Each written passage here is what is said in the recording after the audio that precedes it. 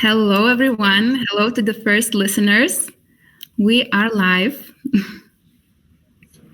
Okay, I see more and more of you joining. So let's give it a couple of moments, a minute or so for more people to join. And then we will start our audio event. If you are here and if you are actively listening, please leave us an emoji so we know you are here. Yeah, I see some reactions. Great.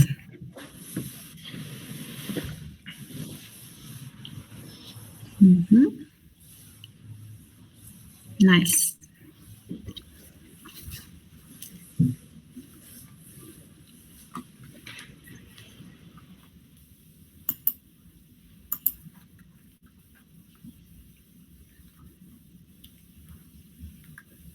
Hello to everyone who is joining. I just mentioned that we'll give it a couple of minutes for more people to join, and then we will slowly start.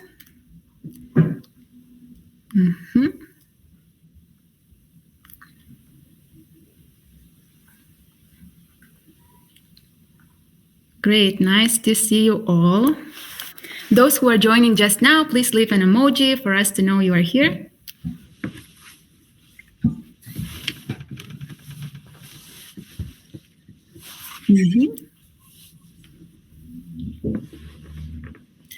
Great. So I think that it's already 1 minute after 4 on my laptop. So I think we can slowly start and then more people will join in the meantime. So first of all, hello and welcome everyone to this audio event by Linkedist. And this one is all about storytelling and copywriting in brand marketing. And I really hope you are all doing very well and are excited for this event. When we talk about the topic itself, I think all of us have heard at least one that content is king.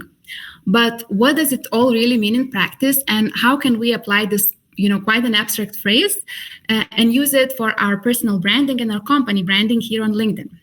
So these are the topics that we are going to talk about today with the amazing speakers that I will shortly introduce you to. And it will be very nice, and our main hope here is that you will get some practical tips that you can start applying tomorrow, if not today, and we will make sure to give you all of that. So just some housekeeping rules and some technical things you should know. So the event is scheduled for 1 hour, and we will have the discussion for around 45 minutes. And then towards the end of the session, we will have 10 to 15 minutes for Q&A session, where you will be able to ask your questions and get the answers by the speakers. So if you want to ask the question, please raise your hand, and we will able to bring you on the stage. So now I see more and more of you here, so it's really exciting. And a bit about myself. So my name is Raimonda, and I work at Linkedist, a company specializing on LinkedIn, and we do that by helping our clients create content strategies, create content. We also do workshops, and myself, I mostly work with copywriting. And today, of course, the main two superstars of this audio event are the amazing guests that we have. So we have Sara, who is B2B content creator and also head of marketing at Stryber, and also Bernard, senior director of communications and creative at Omnisend. So hello to you both, and thank you for joining me today. Yes. Hi. So I would like to ask both of you to briefly introduce yourselves so that the audience, would know where do you specialize in and what are the areas of your expertise. So we can start with Sara, if you are okay with that.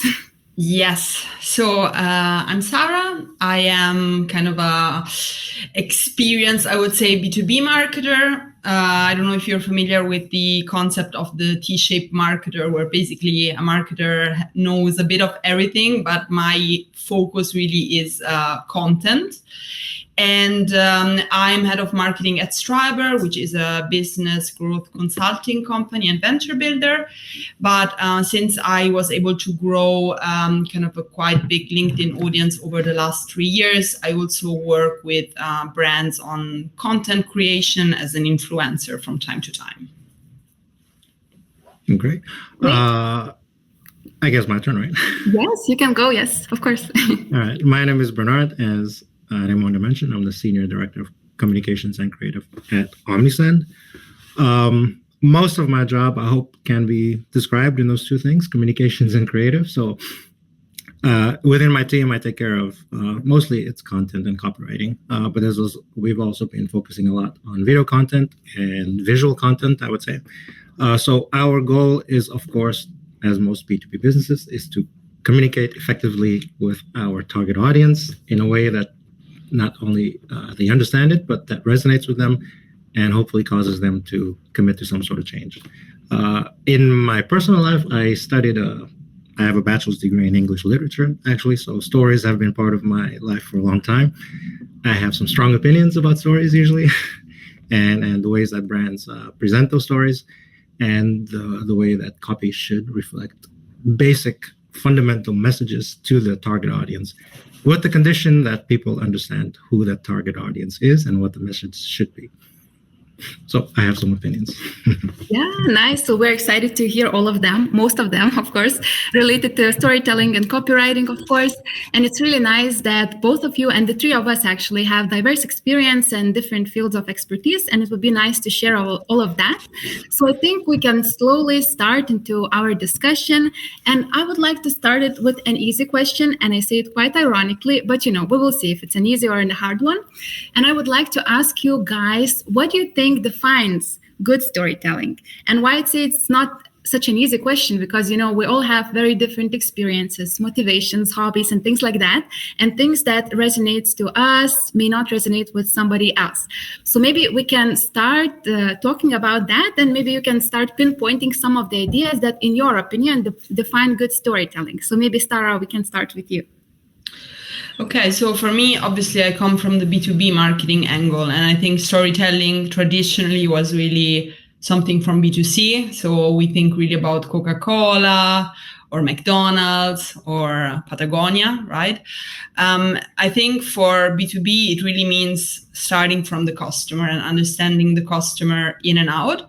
And so instead of pushing the product, trying to build a story around the pain points that your product solves, and really, narrating a story from the customer perspective, making him or her the hero of the story.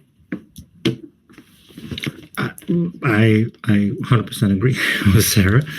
And I think it's not necessarily just B2B or B2C. I think it is really a fundamental aspect of just humanity to tell stories, to listen to stories. I think it's in our DNA from the times when we were in the caves, writing stories on the wall, or telling stories to each other out of fire. I think from a consumer side, it's pretty easy to understand what a good story is. I think that usually the problem comes from the creator side. How do you make a good story?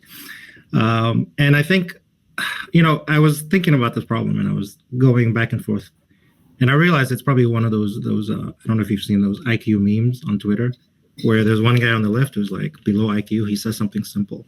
And then most of the people are in the middle. It's like a bell curve. And so average IQ people saying it's very complicated. You have to do all these 20 things. And then above average IQ guy with 130 IQ is saying, it's the same thing as the below IQ guy. It's pretty simple. So I think with storytelling, it's actually pretty simple. I think the problem is that we tend to overcomplicate it by trying to do things unnaturally and trying to make them into one story. So we have a lot of different things coming in, and instead of creating one smooth, easy to understand story, people tend to try to do a lot of things, and that kind of pollutes the story and makes something which is boring or confusing or not understandable. I think the basic structure of a story is, someone, your customer, your target audience, wants to do something because of a reason, but there's something else that's stopping them. But with the power of, or the help of this person or this thing, he finally overcomes it. So that someone is the hero of the story, that's the customer. The thing that's stopping them is the pain points that Sara mentioned. And with the help or the power of that thing, which is probably you, your brand, your service, your product, they can finally overcome it. But this one, I think this one requires the brand, the storyteller, to understand who that person is, like what their pain points are. And not just what they're trying to do, but why are they trying to do it? What is the core reason that they're trying to get to this, solution? And I think with that kind of information, you're able to tell a good story, which is pretty simple and really resonates with the audience. Mm-hmm. As both of you work with B2B segment, could you please share some of the things that you do as a team, maybe that help you pinpoint those, things that your audience really resonate with, and how do you find what are the main pain points, what are the motivations, and things like that? Do you have kind of a process or some tips that you could share with others regarding that? Bernard, you can go first this time. Okay.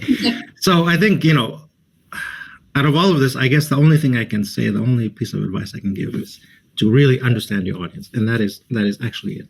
That is the beginning and the end of all of this. And that's that kind of this meme, this IQ meme.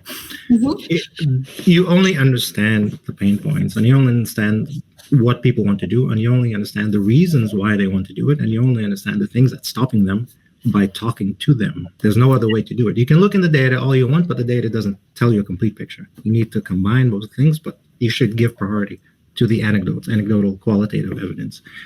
So one of the things that we do, we try to do that in a few ways. Of course, one of those is to have actual customer interviews. We try to organize them. It's a bit complicated because people are busy. But on a company-wide perspective, because we're about 220 people here in Omnisend, we have a lot of people that are doing interviews with customers. And so we have also a customer interview library where we can go in and look at interviews for people in different target, in different segments. And another thing that we also do here is, like, at least twice a year, we try to do what's called a wonderful day in support, where each person goes in and they try to work in support team. Could be half a day, it could be a full day. But when you see those, support team is pain points. So when you really do those things, and you do those regularly, so you stay up to date with the pain points and the market, then I think you really get a much clearer picture of what the person is and what the target audience is.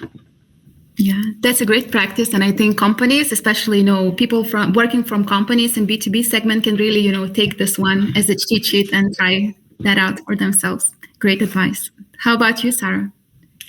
So for me, I recently started at Stryber, so I'm still in the process of, let's say, figuring things out. But what I think one misconception is a bit that you need really to be creative, and I think, yes, you need to be creative, but it's not like you're telling a story and the whole point is just to be as creative and figurative as possible, right? Mm-hmm. I see it very pragmatically, and it really means, it's not like I discovered something, but really it is building like strong personas, I think, and understanding kind of who you're talking to and what they're interested in, so that you can really ensure content audience fit, and you can, so to say, build literally your content pillars around what the audience wants to hear, right?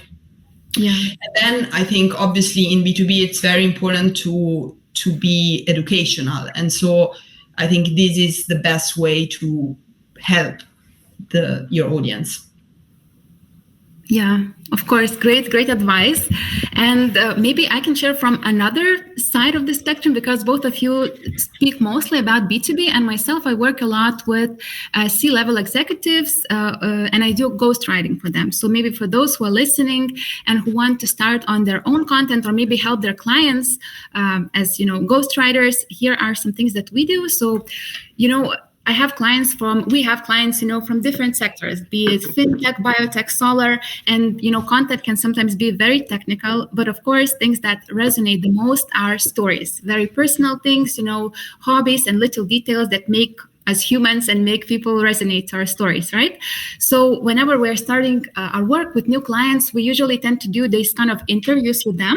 And we're trying not only learn the technical, their expertise, skills, years of experience, the next field or things like that, but we also try to ask them some of the personal things. So what do you do after work?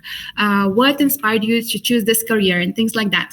And sometimes we notice that at the beginning, clients can be a bit hesitant about sharing this information because, they don't want to be like maybe too personal. But actually, when we subtly include those little details, they really make the story unique and their content really, interesting, and people engage to that content more. So, if you are starting out on that realm, I really recommend you trying to include some kind of personal details that would boost the overall message that you try to convey. Yeah, so that's from my end.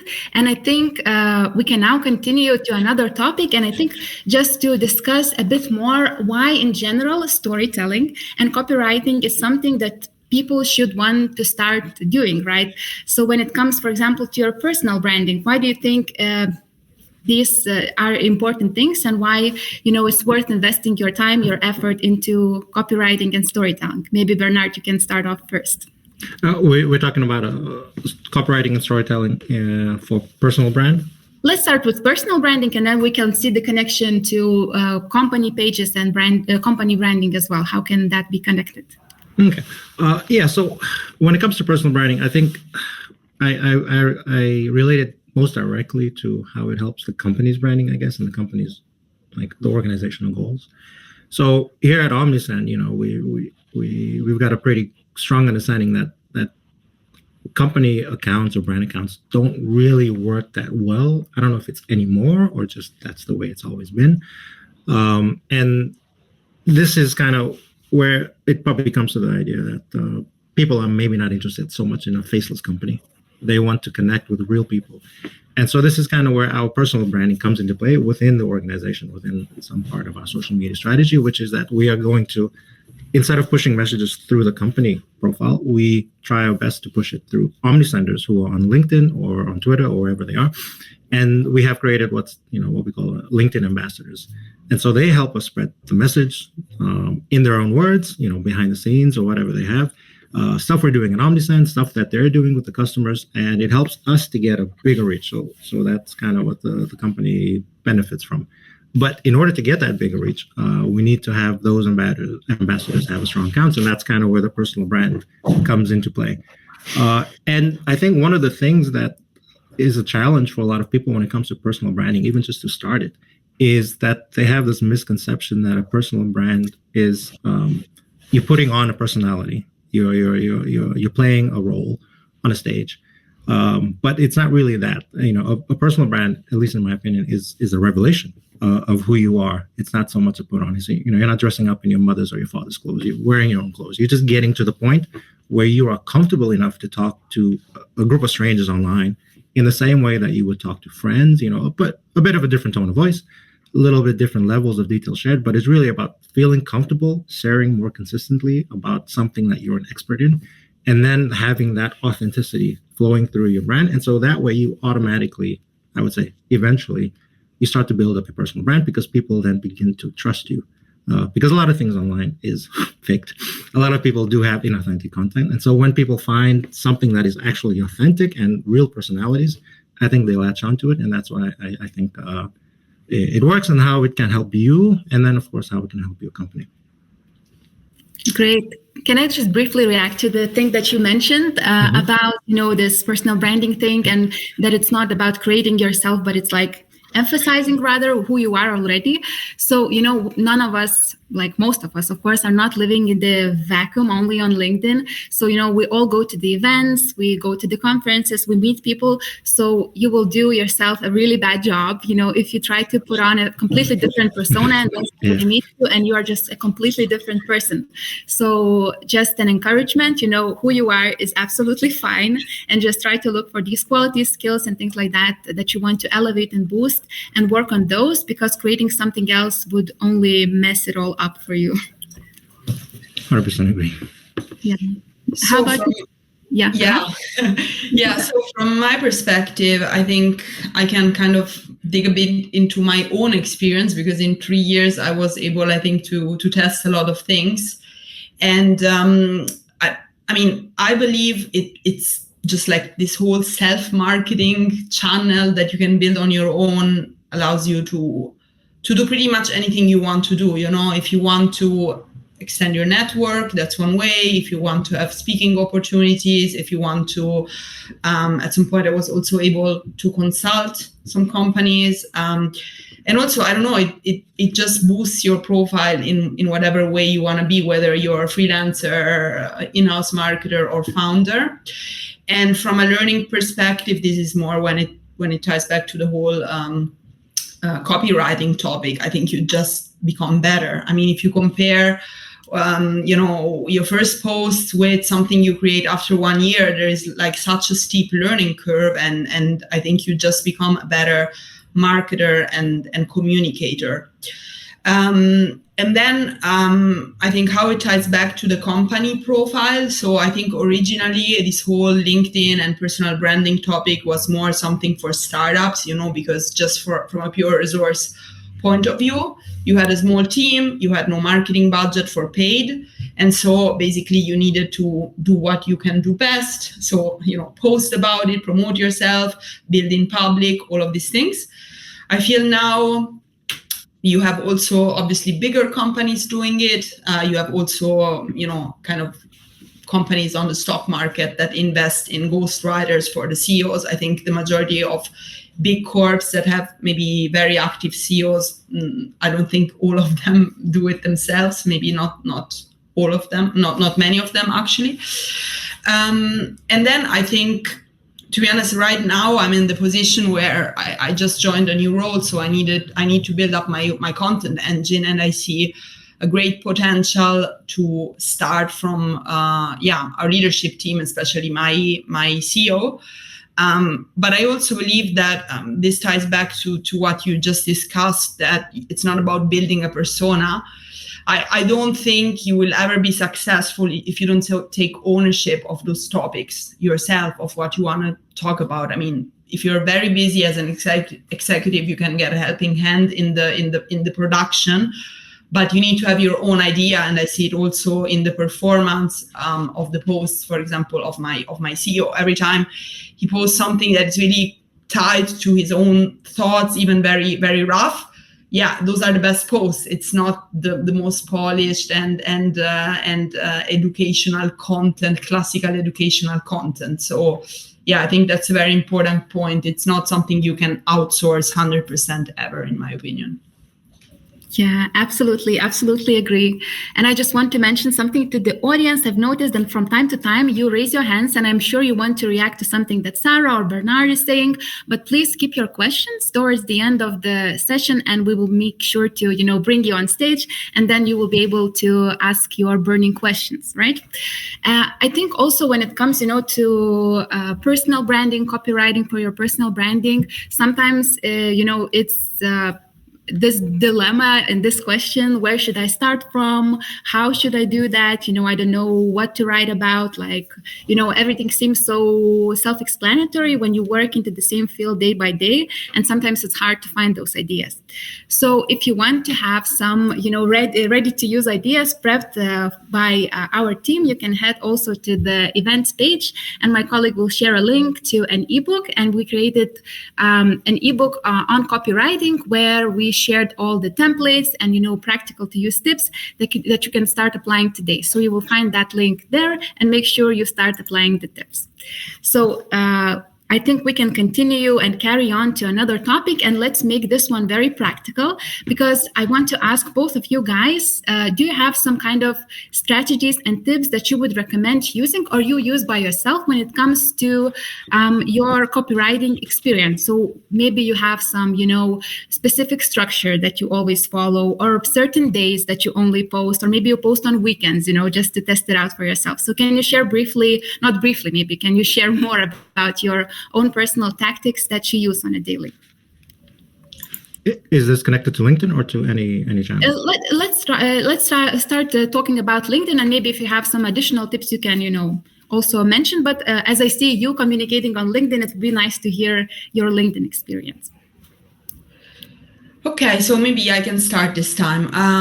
So let's start from the planning in general. So I have a very obsessive planning routine, in the sense that I separate the creation from the ideation. So throughout the week, I really jot down some notes about things that inspire me. And this can be, I think the biggest source at the moment is really my job. So really, discussions I've had, questions I've been asked, or stuff that I'm working on. And then obviously things I consume from other people. And then in the weekend, I have Saturday is usually my creation day, where I just create all the content. And I think this already could help a lot of people, because kind of this content creation and consistency thing seems super overwhelming. And I think just getting things done in bulk helps a lot, you know. And then in terms of creation, I mean, obviously in 3 years, I experimented with really a lot. So I really advise to mix up and try different formats. Then you can also see what's working best at any given time on a platform. Because, for example, 1 year ago, carousels were exploding. Now they seem a bit more normal in terms of reach. 2 years ago, you would post a poll and it would blow up. Now not anymore. So that's very important as well. And then hooks, obviously on LinkedIn, but in any type of, I think, written content help, because you need to capture the attention before delivering value. So it's a bit like capturing attention and delivering value after are equally important to retain as well, not just to attract. And I think my go-to hooks are either questions, start with a relevant question, or even like with a relevant quote. That's kind of the alternative of a question. I mean, when I use quotes, I mean, for example, if I talk about how B2B companies, approach content marketing, then I would use the typical quote a B2B company says about content marketing. So you basically put the objection in somebody else's mouth, so to say, or maybe also a paradox, something a bit more controversial, which always work because people like drama.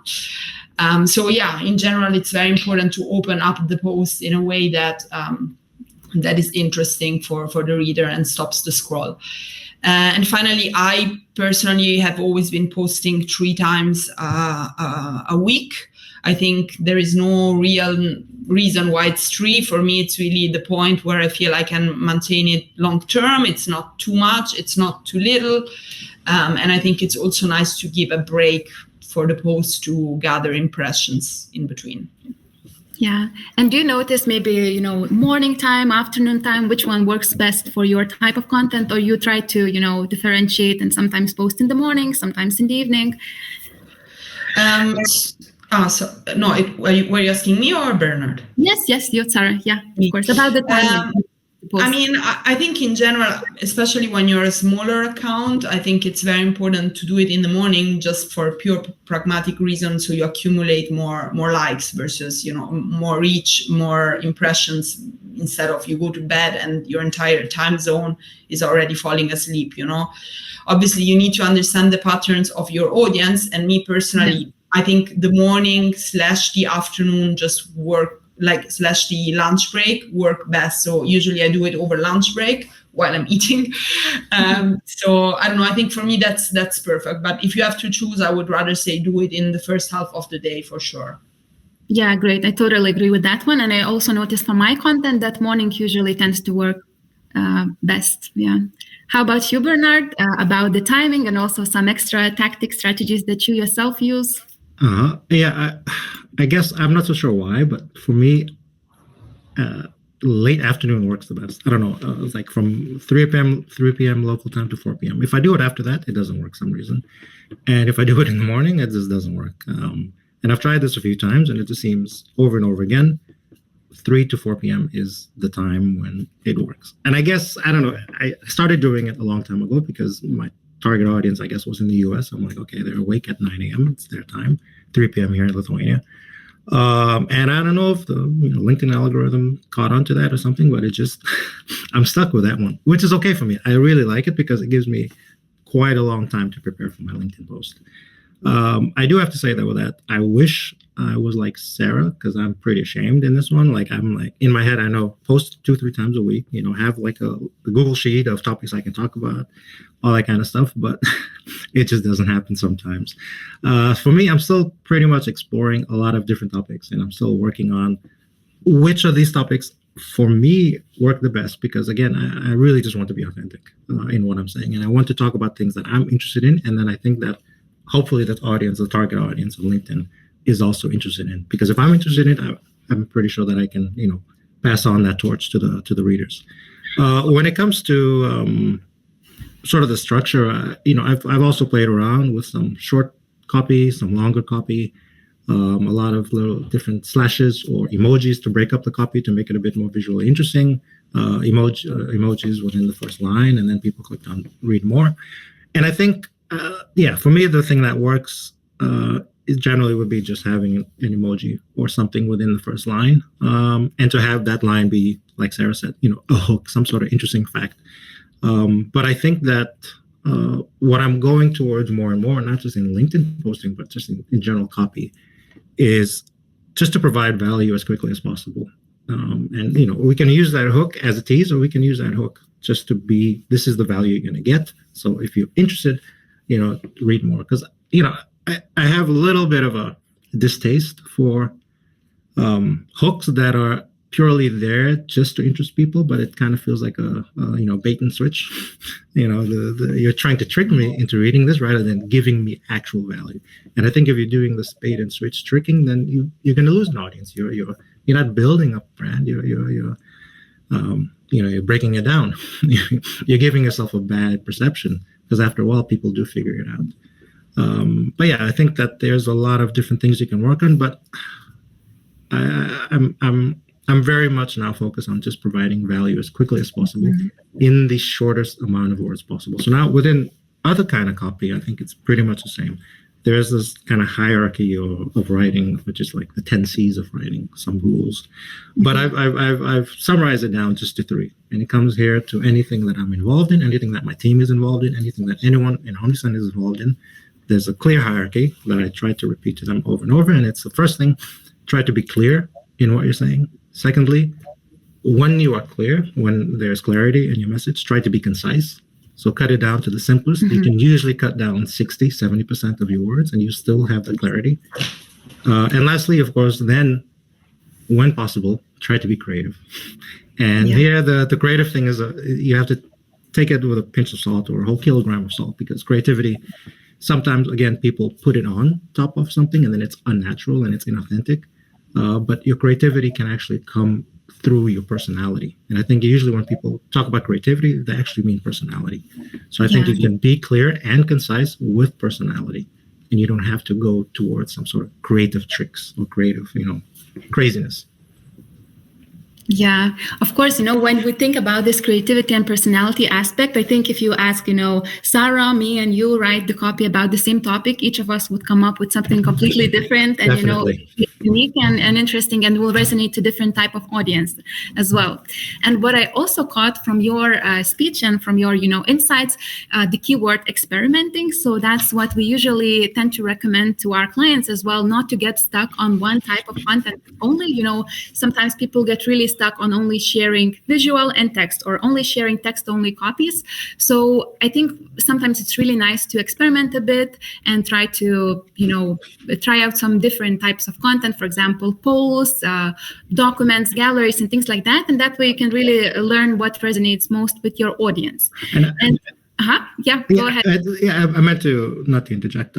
There's one other thing that I think Sara does very well, which is where and which I see a big mistake when we try to get more people within the company to post regularly on LinkedIn, is that I think the key ingredient is consistency. And by consistency, meaning just post regularly.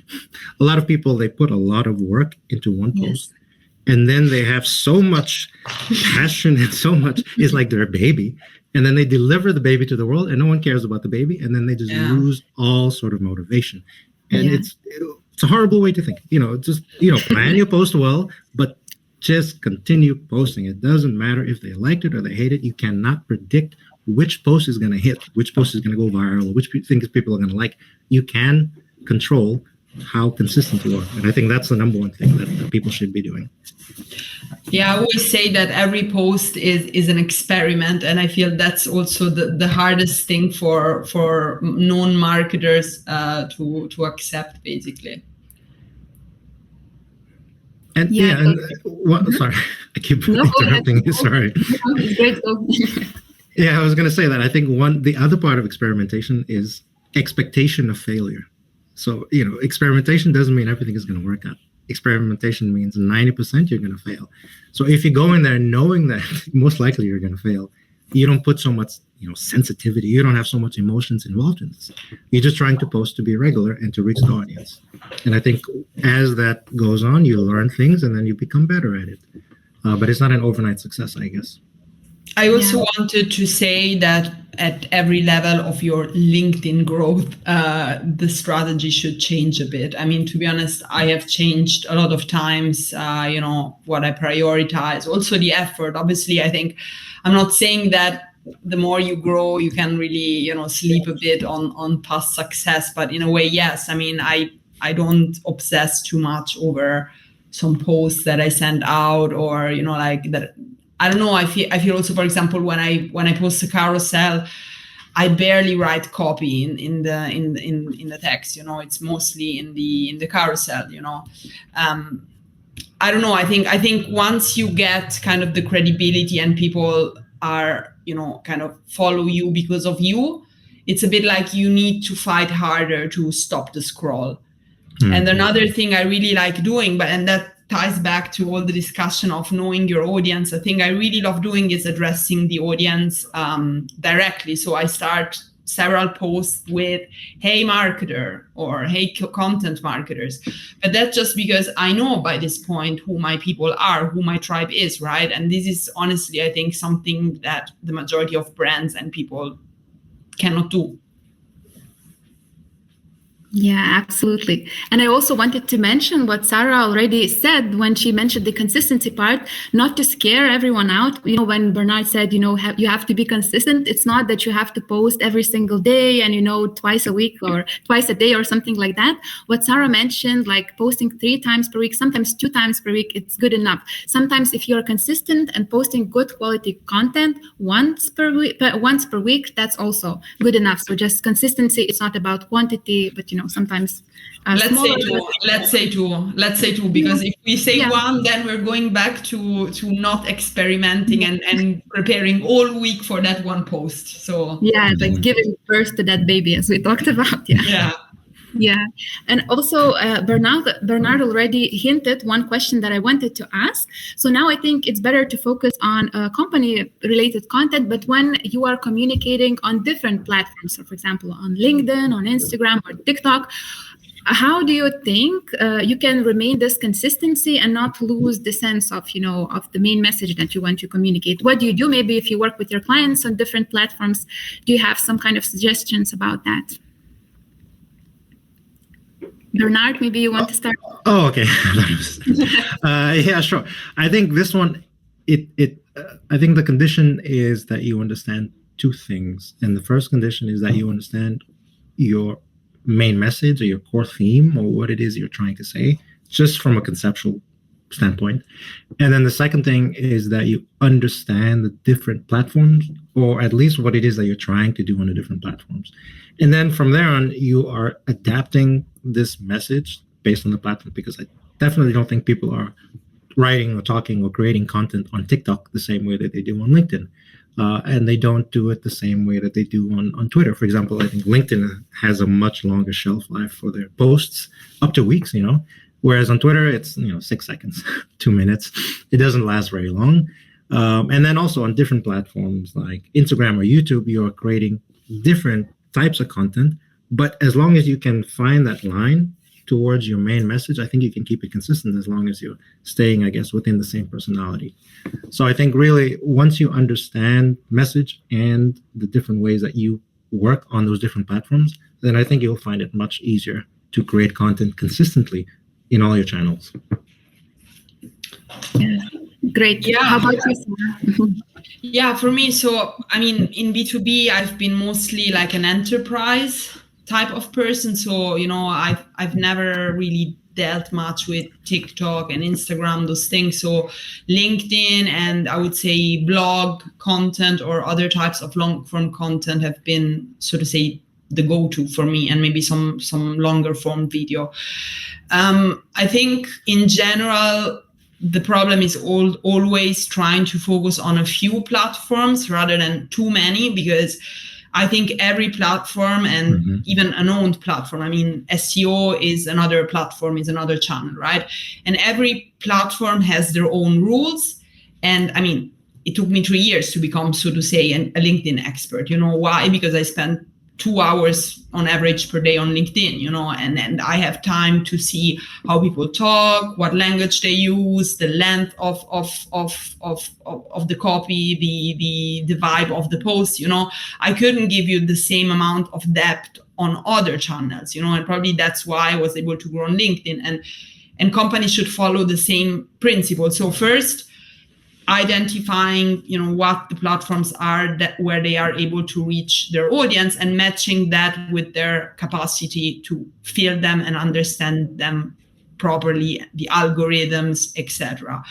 I think you can start from the same topic pillars, because that's also another problem with most B2B companies, that they try to tackle every topic. So now AI is hot, let's talk about AI, even if you don't remotely do anything with AI, but yeah, you need to also say something about AI, and that kind of dilutes your brand equity, your topical authority. So have those 2-3 topics that you talk about, and that's it. And then you're like, okay, so I decide to go into LinkedIn, I decide to go, blog content. Those are the 2 main channels that we will use for the moment, because that's the maximum I can do consistently, and at the same time maintaining a minimum level of quality. And then I think it's also about how are you going to do that efficiently. So obviously you start from long form. So in that case, you're like, my pillar content is the blog. And then you are like, okay, on the blog, I need to do SEO optimization. You look into that. And then you're like, okay, out of this blog, I'm going to repurpose every blog post into X amount of social media content pieces. And then you're going to start looking into how can I use these main ideas, use those main messages, respecting the rules of LinkedIn, So it means if I have an educational piece, for example, I have, 6 steps to do X. That's the blog that you're going to write. Then you're going to be like, okay, on LinkedIn, I saw carousels work well. So maybe I can repurpose this into a 6-step carousel, So that's a bit, in a nutshell, how you do it. Yeah. And I just want to agree on that thing that you mentioned, that you don't need to be, on all the platforms. You have to choose very strategically, and that way you both save time, effort, and you will come off as a better professional, better expert of your field and industry, and that way you will build your credibility, and as I mentioned, will save on your resources as well. Also, another question, I think that could be very practical for people. I think many people really fear making mistakes when they start communicating. So maybe you can mention some of the mistakes that you notice and your solution on fixing them when it comes to copywriting efforts. Bernard, maybe we can start with you. Yeah, sure. I think I have a few ideas here. So I think one of so Sara mentioned that, when she's writing a LinkedIn post, she's within that first line, she's saying, hey, content marketer, hey, creator. So I think this is kind of a crucial element that I think many people miss, is that they don't know who they're talking to, essentially. So there's a little bit of lack of understanding of who your actual audience is and what your message is. And so that one kind of is a sort of a virus that infects a lot of other things. And so you can really destroy your whole copywriting or branding message just by having those fundamental gaps.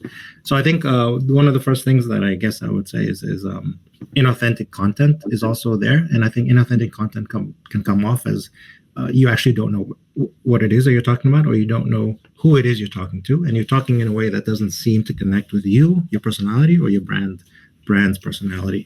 I think the second thing that Sara mentioned is also this kind of trend jumping, always jumping on a new trend. And trying to ride the wave. Sometimes people do it pretty late. And if you're talking about prompt engineering now, you're about a year and a half late for that. But people still do that regularly because they're just trying to catch some sort of wave. And I think that makes you inconsistent in your personality and your topics. And your customer doesn't know what your target audience, at least, doesn't know who you are and what your main expertise is. The third thing that definitely impacts a lot of B2B brands is that they may have a pretty technical product or service, or they may have like a lot of knowledge, and then they create copy that is very dense and I would say pretty uncreative. And I think this one, I always think about Einstein, for example. So he wrote Special Relativity, right? And if you read it now, you can actually read it because he was able to write it in a way that defines terms. It's physics, it's pretty complicated. He uses metaphors. He makes it easy to understand a complicated text. And I can bet $1,000 that most of our products and services are not that technical. But yet, if Einstein could do it, I don't understand why. A lot of brands don't do it, and I think that's because they don't try to think in a simple and clear way. And they try to think in I need to show my expertise, therefore I need to speak in complicated language. And I need to put on this professional academic sort of verbiage and big words and big terms and long complicated sentences, when in reality you need to speak simply and clearly so that your audience understands the main message quickly. And I think the last thing, especially with B2B brands, is that they tend to be too transactional too quickly. Every message is about some sort of transaction or some sort of sign up for my webinar or they're not really providing value. They just want to capture value as quickly as possible within every message or every other message. So I think it's really important to first provide value. And then after enough of that, then you can, even the transactional content can be providing value. You can provide people with a webinar sign up link because that's going to give value to your target audience. So I think those are my top ones. Yeah, great ones. I can only agree to those. And great tips, and especially about keeping this authenticity and not over pushing your services, but giving value and just trying to find an angle that will benefit the audience as well. How about you, Sara? What are some of the mistakes that you spot and your solutions to fixing them? The solution, if people want to hear the solution. But so overall, I think, everything related to not knowing the audience, I think is the starting problem, because then you're like shooting in the dark.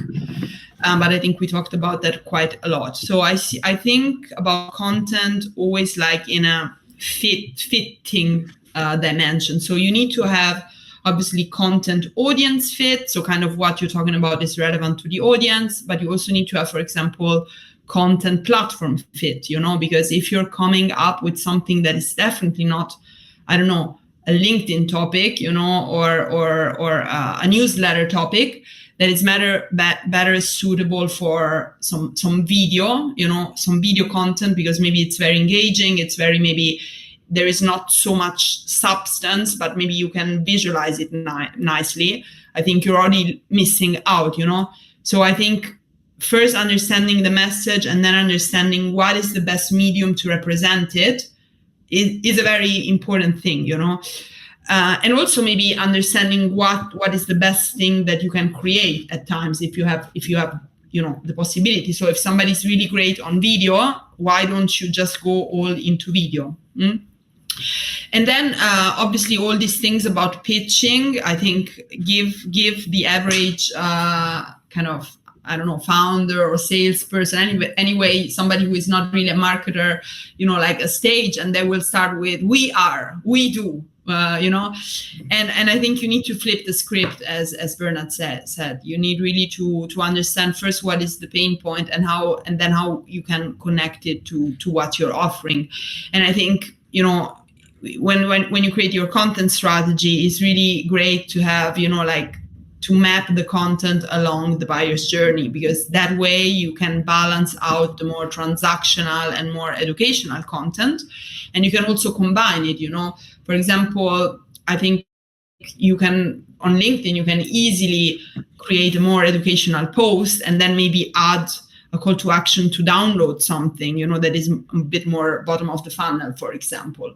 Or if you're somebody who regularly, delivers value and shares educational content for free, then maybe obviously people are a lot more open to listen when after 6 months of doing it regularly, you come up with a paid offering about a course, So there is a time and place for everything. And I think some people are extremely scared to sell with content, and so they never do it.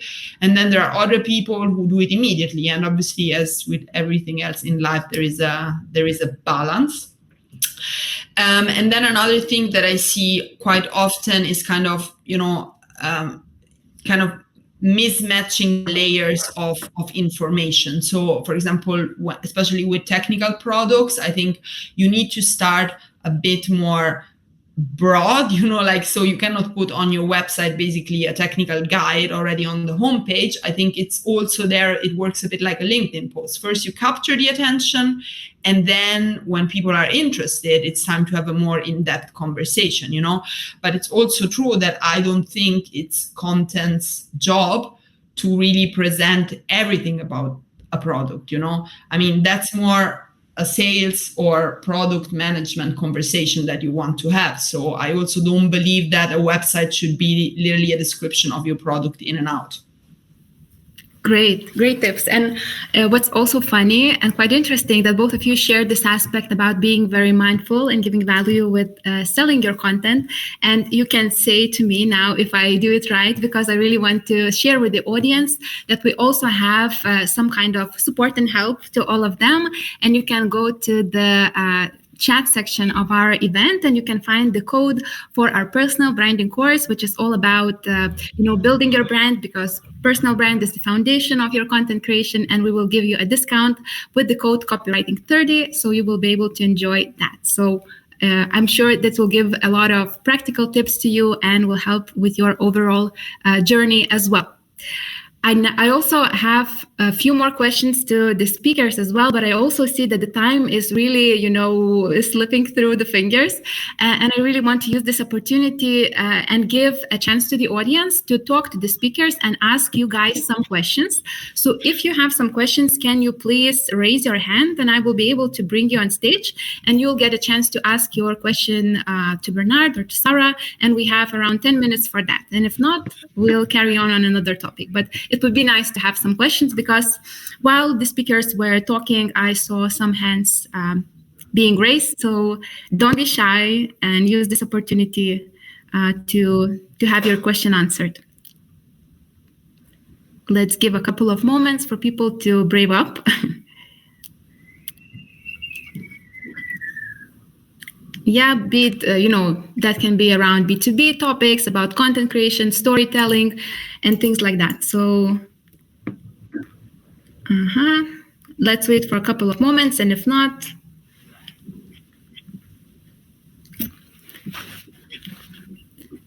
don't be shy, guys. I don't bite.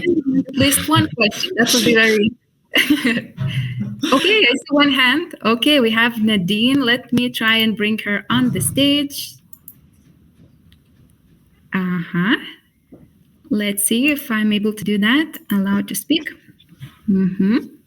Okay, hello.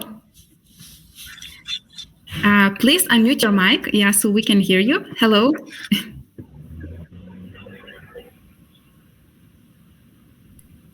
Hello. May we get your question, please? Because I see that you're unmuted, but still we cannot hear you.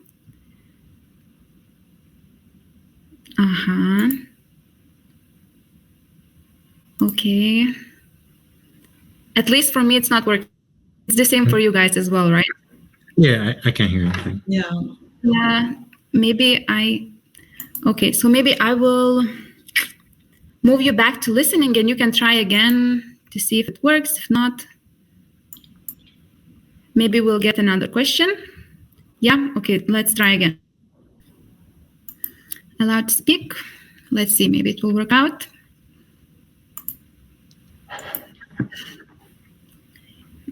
Okay, trying again? Yes. Perfect. Hello. Okay, great. Okay, wonderful, thank you. I actually had read my question ages ago because I kept losing. It kept going in and out. I couldn't hear parts of the thing, so I don't know, maybe it's the audio. This audio LinkedIn thing is not quite 100% yet. But anyways, that's not my question. Should I even try to understand the LinkedIn algorithm?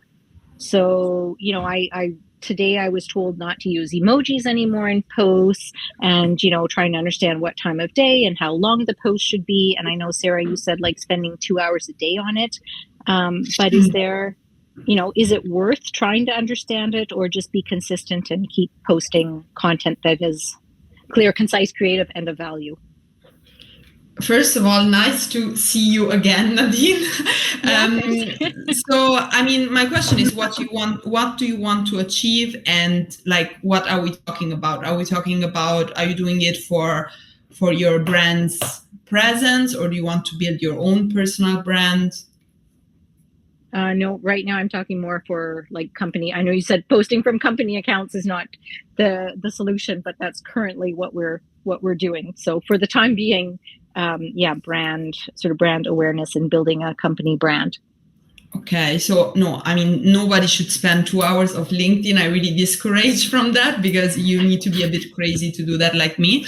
But it's obviously, I mean, that's why I was able to grow. So I think in general, if you're just doing it for the company page, first of all, you really need to complement it with a paid strategy, because relying alone on organic content will really not lead anywhere of the company page. And I think what I would take away from creators for the company page is really the formats that work, you know.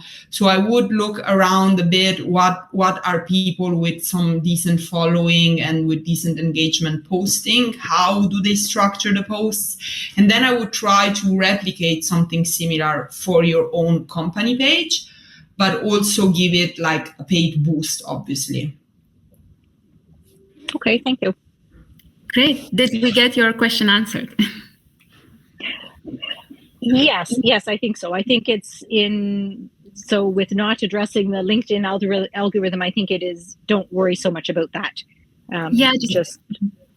No, and definitely don't worry about emojis and all of those things, because I think that's more of a matter really of personality, you know, like it really is a way to express your brand voice. So okay. I think get very clear on your positioning and your brand voice, and then if it fits with emojis, use them, but you don't have to. Mm-hmm. And the whole LinkedIn algorithm, trying to understand what gets, if it's, you did one once, I think, with all these different tips, or someone, don't edit it in the first half hour, and all the reposts in the first, hour count more than within 24 hours, but that seems to change like all the time. Yeah, for example, me, I would recommend taking these algorithm tips with a grain of salt, right? You first of all focus, as Sara mentioned, on the messaging, on the brand voice, on the main message that you want to convey. And then it's okay to be informed always. It's okay to know those little bits. But at the end of the day, it's, it's focusing on the quality, and then algorithm, it's like those cherries on tops that you can use to your advantage, but never put them first. I think that would be quite a summary of the algorithm insights. Perfect. Thank you. Thank you so much, Nadine. Thank you. Mm-hmm. Okay, let's try to bring Maka now on stage. Let's give it a moment. Hi there. Hello there. Nice to hear you. I was wondering how to unmute. Now I figured out. First of all, thanks for sharing your knowledge. It's been super interesting. And I have a question. Maybe it's quite broad, but I'll give it a try. What are the content, like the formats that you find the most attractive right like now, and why? Like, I'm always looking for new hacks and things to try. So maybe you had something to recommend. Yeah, maybe Bernard, you want to share your insights on this one? Yeah, I think, although it's been mentioned that carousels have gone down in popularity, or algorithm is not boosting it that much, I think it's still my go-to if I'm trying to push something, because it presents by itself, it presents a nice format for you to try different styles within this carousel. You can go image heavy, you can go all copy, you can go like one of the favorite brands that I like now is this UK cereal company called Cereal, and they're pushing, they're working through carousels, and it's working for them. And I think that this is one of those things that you experiment with it until you find the right voice and the thing that you're comfortable with, and then you do it consistently, and then your target audience is expecting it, and then you can kind of begin to play with it and experiment with it and figure out how to improve it and to make better carousels for whatever the campaign or the idea of the message is. And I think that it's, I would kind of avoid, this is definitely personal, not coming from someone who's not a LinkedIn expert, sort of trend jumping or hack jumping, because hacks and algorithms, they always change, but it's really about finding a consistent voice and a consistent personality. Personalities are consistent by nature. So it's just finding the thing that fits for you and your audience, and then going with that, and then playing around with that format, because you can do a lot of things with carousels. You can do a lot of things with images or video. But for me personally, videos don't work that well, but carousels work much, much better. And it always has. Yeah. Great insights. I can only agree about the carousel. For videos, we've noticed that for some clients, they really work great, but usually LinkedIn is not a huge fan, so to say, of video content. So yeah, we'll just try to sticking to documents, carousels, things like that. Did we answer your question, Maka? Yes, thanks a lot. Thank you so much. Thank you. Actually, I'm seeing the opposite, but okay. Actually, videos are performing quite well for me. But I feel also it's not only, honestly, I think impressions are more and more irrelevant, because I think they're penalizing very heavily, especially bigger accounts. So my reach in particular has been really, really down, but the engagement is quite good. But I think text posts are the lowest performing. Then I would say you have images, and then you have videos, and then you have carousels. That's a bit how it's working for me. But I feel that, posting videos and posting pictures has another function, because it's what bonds my audience to me, So it's really about giving them a personal touch, which via carousels isn't possible, I would say. Yeah, it's great. And it's great to see that we all have such different experiences, related to that. So that's nice to compare. And as we mentioned in the beginning, do not try to follow these roles, experiment and see for yourself what works for you. So I think that would be the main takeaway. Yeah. Thank you so much, Maka, for bringing your question. We hope you found your answer. Thank you. Thank you. Yeah, and I really want to be very mindful of the time, and want all of us to finish it all on time. And if you have some remaining questions, feel free to drop them to me or to other speakers. And the first thing you should do after this audio event, go and follow Bernard and Sara, because they're amazing experts of their industries, and they're doing a great job, and their content creation is top notch. So make sure you follow both of them, just to get your regular, consistent inspiration regarding content creation and content marketing. And I really want to thank both of you for joining me here today and sharing your insights and taking this time to be here with us. I'm sure that the audience benefited a lot from your insights, guys. Thank you so much for hosting this, Raimonda and Linkedist. It was really exciting, really engaging, and I definitely loved talking with Sara about some of these topics. Definitely would do it again. Yeah. Same. Thank you.